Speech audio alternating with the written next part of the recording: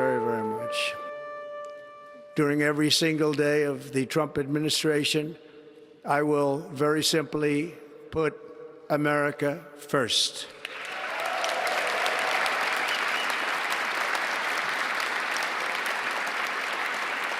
On January 20th, 2025, Donald Trump was inaugurated for his second and final presidential term.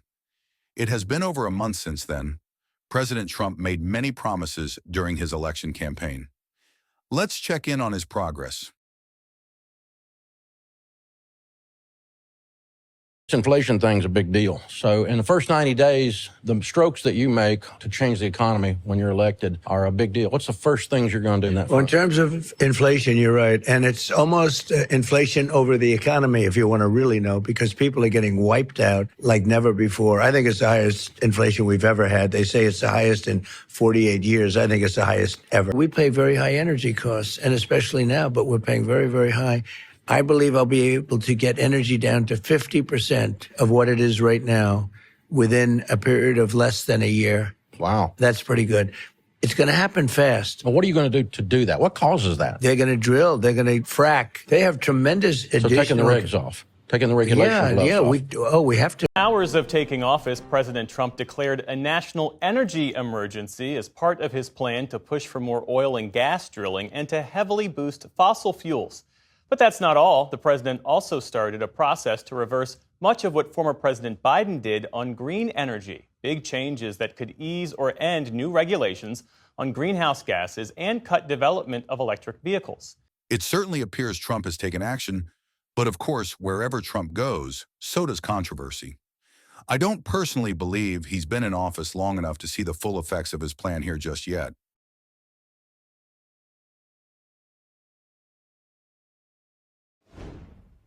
Welcome back into Live Now from Fox, where we are following some breaking news regarding documents detailing some of the crimes committed by Jeffrey Epstein. Taking a look here at a post from Fox News on X in which they say Epstein files : Pam Bondi sends fiery note to Kash Patel accusing FBI of withholding docs. So according to Fox News, Attorney General Pam Bondi sending that letter to FBI Director Kash Patel today, accusing federal investigators in New York of withholding thousands of pages of Jeffrey Epstein documents she has vowed to make public. Now, I do have a copy of that letter that was obtained by Fox News. A live now look at the Capitol building as I read to you what the Attorney General had to say. She goes on to say this: Dear Director Patel, before you came into office, I requested the full and complete files related to Jeffrey Epstein. In response to this request, I received approximately 200 pages of documents, which consisted primarily in flight logs, Epstein's list of contacts, and a list of victims' names and phone numbers. I repeatedly questioned whether this was the full set of documents responsive to my request and was repeatedly assured by the FBI that we had received the full set of documents. Late yesterday, I learned from a source that the FBI field office in New York was in possession of thousands of pages of documents related to the investigation and indictment of Epstein. Despite my repeated requests, the FBI never disclosed the existence of these files. When you and I spoke yesterday, you were just as surprised as I was to learn of this new information. She goes on to say by 8 a.m. tomorrow, February 28th, the FBI will deliver the full and complete Epstein files to my office, including all records, documents, audio and video recordings, and materials related to Jeffrey Epstein and his clients, regardless of how much information was obtained. There will be no withholdings or limitations to my or your access. The Department of Justice will ensure that any public disclosure of these files will be done in a manner to protect the privacy of victims and in accordance with law, as I have done my entire career as a prosecutor. Sir, we have an executive order ordering the declassification of files relating to the assassinations of President John F. Kennedy, Senator Robert F. Kennedy, and the Reverend Dr. Martin Luther King Jr. That's a big one, huh? A lot of people are waiting for this for years, for decades.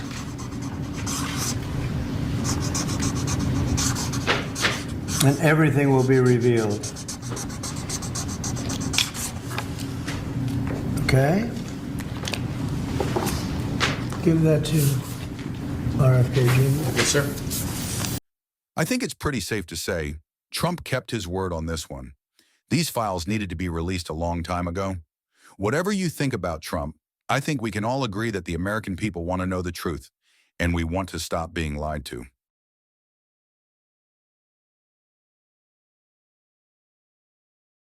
President Trump starting an immigration crackdown with nearly a dozen new executive orders aimed at securing the southern border. Caroline Elliott is live at the border in El Paso, Texas, with more on Trump's first day in office. Caroline.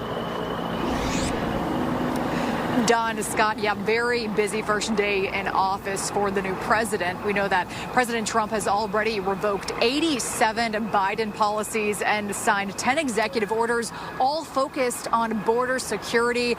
And now, according to Trump's new border czar, ICE raids could begin as early as today.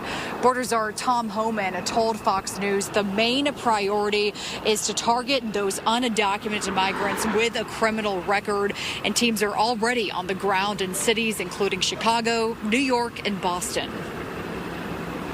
ICE officers starting doing their job that they haven't been allowed to do for 4 years. There's not a blanket, saying we can't go in these locations at all, but there's going to be a process put in place where there is discretion used, but it's decided by a higher level ICE officer to make sure we're doing the right thing.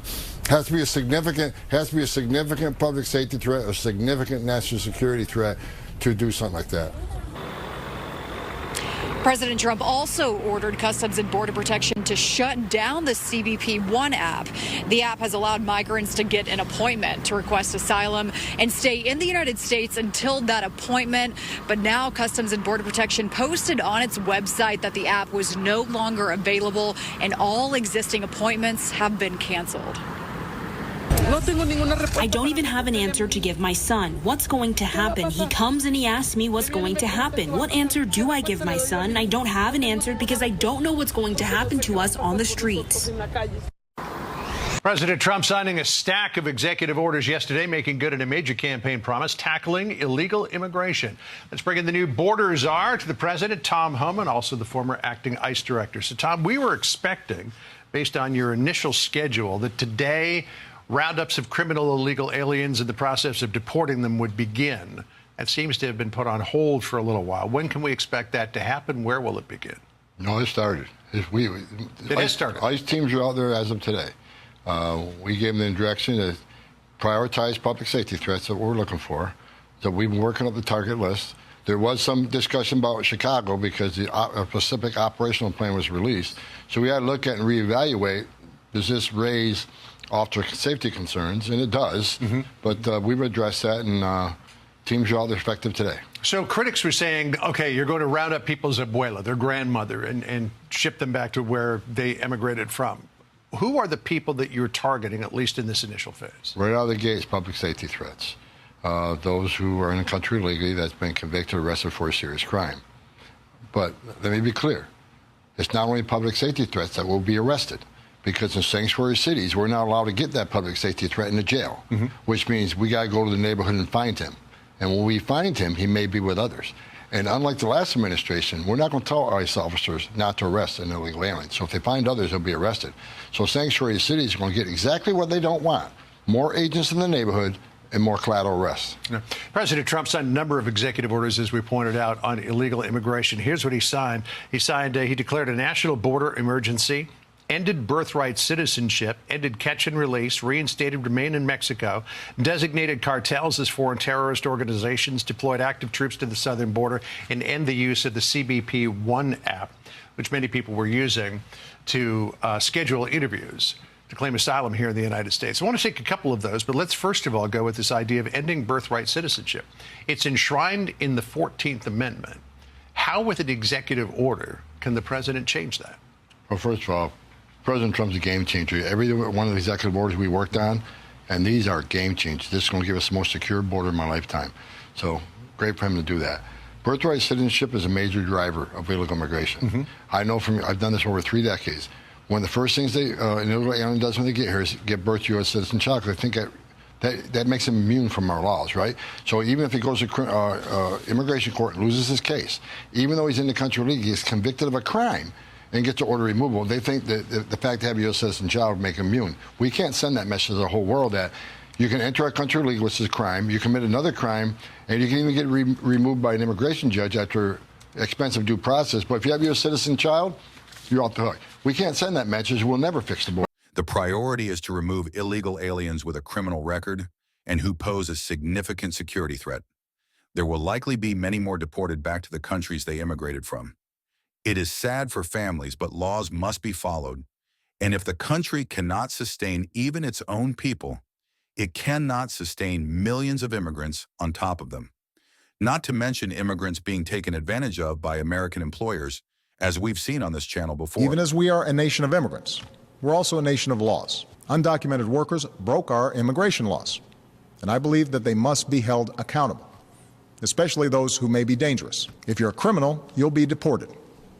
If you plan to enter the U.S. illegally, your chances of getting caught and sent back just went up. The actions I'm taking are not only lawful, they're the kinds of actions taken by every single Republican president and every single Democratic president for the past half century.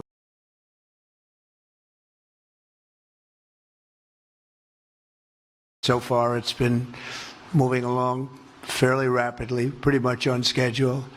I'd love to have them all out at one time, but we're taking them out, and tomorrow more are being released, and over the days more, and then we'll go into a phase 2.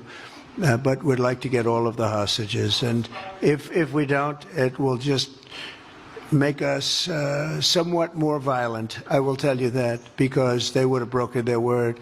Mr. Witkoff and his entire group have been working 24 hours around the clock, and they want them out, and promises have been made to them, and we'll see whether or not those promises will be kept. But we want all the hostages, that's right. Say Saturday at 12, we want them all back. I'm speaking for myself. Israel can override it. But from myself, Saturday at 12 o'clock, and if they're not here, all hell is going to break out. If they're not back by the time I get into office, all hell will break out in the Middle East. And it will not be good for Hamas, and it will not be good, frankly, for anyone. All hell will break out. I don't have to say anymore, but that's what it is. It's a tragedy to think what goes on in some parts of the world, but it is good to see a leader that will follow through on getting them back. Let's hope he keeps his word.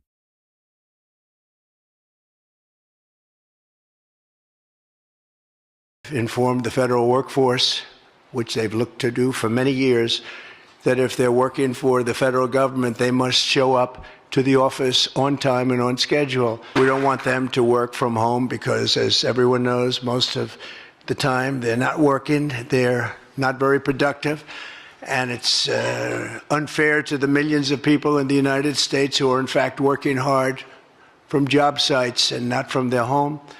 As federal employees, they must meet a high standard. They're representing our government, they're representing our country.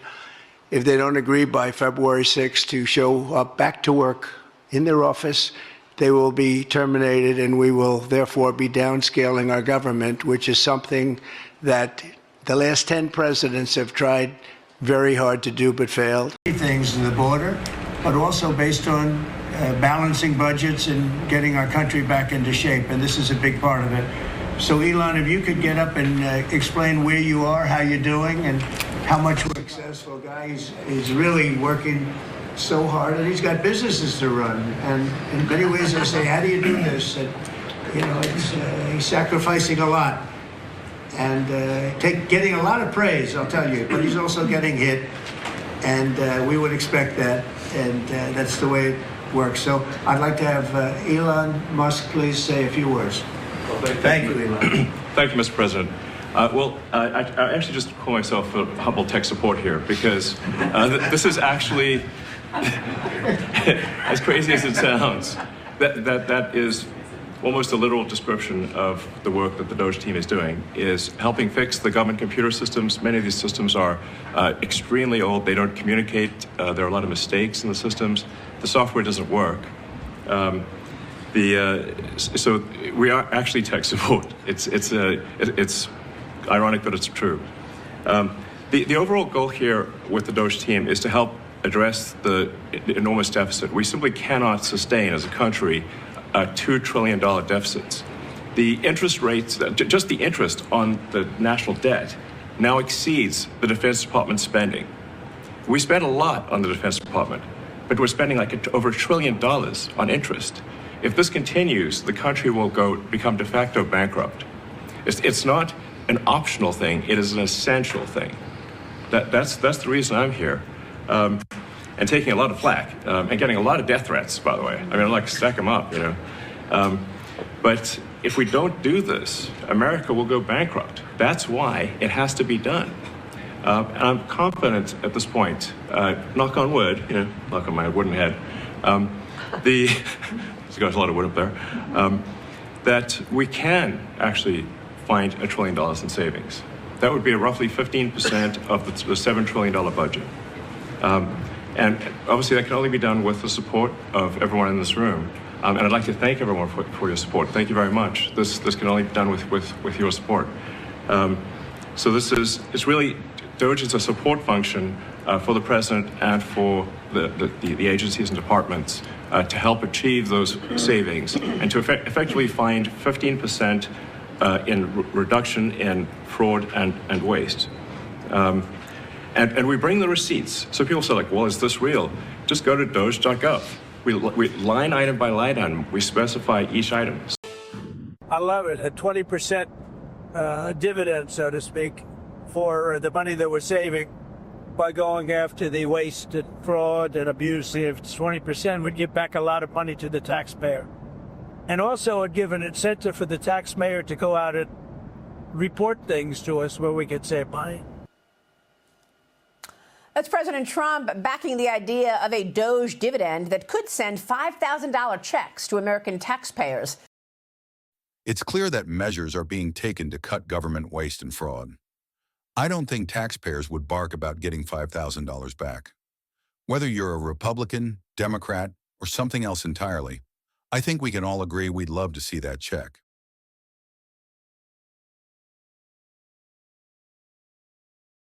For 4 years in the United States of America, we had a president who stood up at press conferences and talked tough about Vladimir Putin, and then Putin invaded Ukraine and destroyed a significant chunk of the country.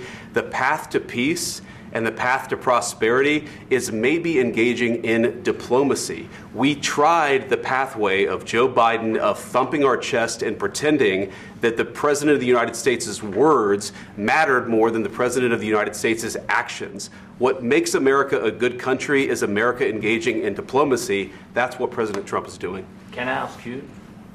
Sure. Yeah? Yeah. Okay. So he occupied our parts, big parts of Ukraine, part of East and Crimea. So he occupied it on 2014. So during a lot of years, so I'm not speaking about just Biden, but those time was Obama, then President Obama, then President Trump, then President Biden, now the President Trump, and God bless, now President Trump will stop him. But during 2014, nobody stopped him. He just occupied and took. He killed people. You know what the contact 2015.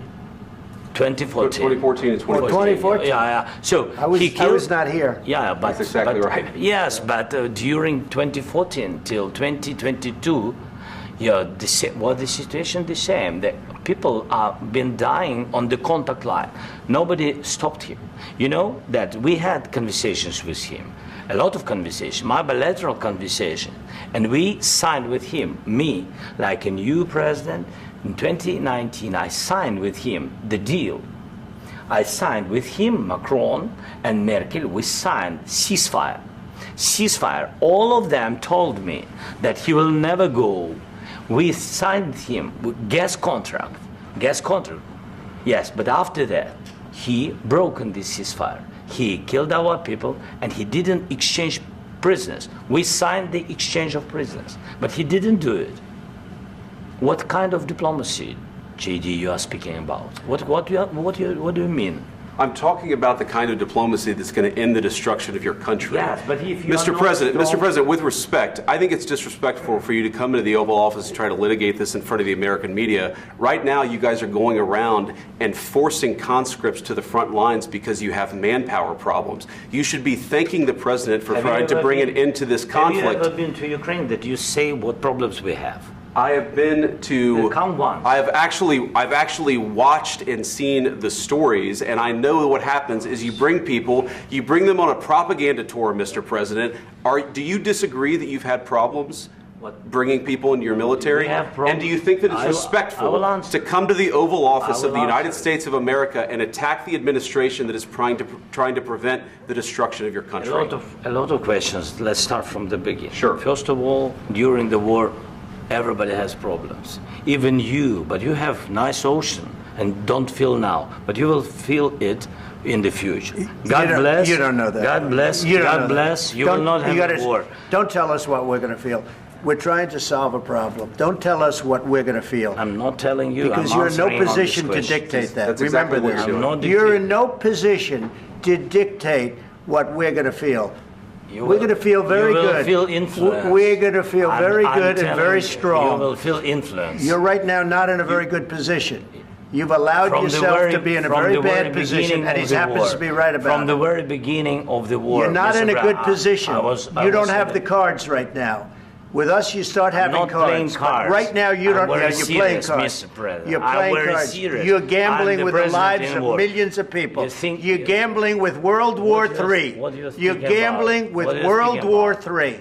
And what you're doing is very disrespectful to the country, this country. That's back to you. Far more than a lot of people said they should have. Have you said thank you once? This entire meeting? No, in this entire meeting, have you said thank you? You went to Pennsylvania and campaigned for the opposition in October. Offer some words of appreciation for the United States of America and the president who's trying to save your country.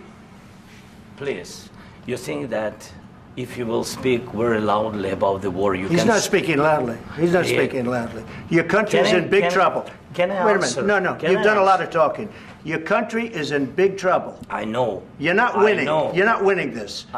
You have a damn good chance of coming out okay because of us. Mr. President, we are staying in our country, staying strong from the very beginning of the war. We've been alone, and we are thankful. I said thanks you haven't in been this alone. cabinet, You and haven't not been only alone. in this cabinet. We gave you, through this stupid president, $350 billion.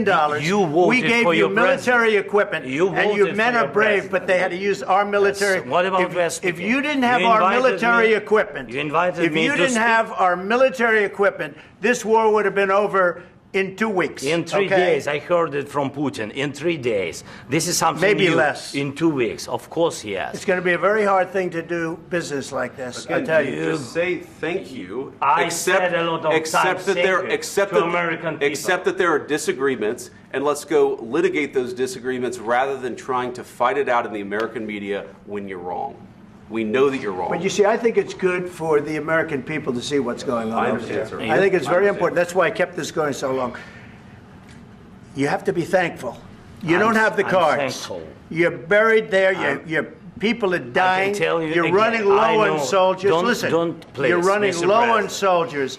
It would be a damn good thing. Mr. And then you tell us, I don't want a ceasefire. I don't want a ceasefire. I want to go, and I wanted this.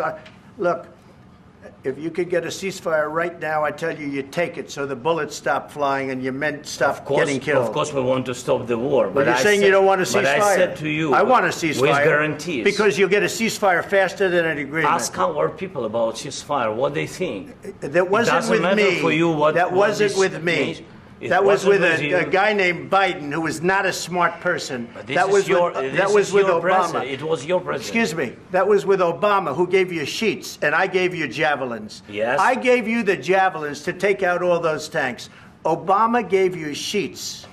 In fact, the statement is Obama gave sheets and Trump gave javelins.